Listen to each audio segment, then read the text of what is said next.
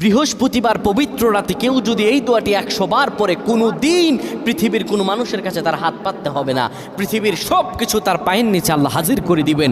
দারিদ্রতা থেকে মুক্তি দান করবেন, বিপদ আপদ থেকে মুক্তি দান করবেন, তার সম্মানকে সুউচ্চতা দান করবেন, অসুস্থতা থেকে দূরে রাখবেন, আল্লাহর অশেষ দয়া ও রহম তাকে দান করে দিবেন। সুবহানাল্লাহ।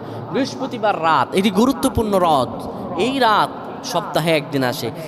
আরবিতে রাত আগে আসে, দিন পরে আসে। সুতরাং বৃহস্পতিবারের যে দিন গিয়ে রাত, এটি বৃহস্পতিবার রাত নয়, এটি শুক্রবারের রাত, এটি জুমাবারের রাত, এটি দোয়া কবুলের রাত, আল্লাহর কাছাকাছি হওয়ার রাত। সুবহানাল্লাহ। এই বৃহস্পতিবার রাত আল্লাহ তাআলা বান্দার দোয়া কবুল করেন।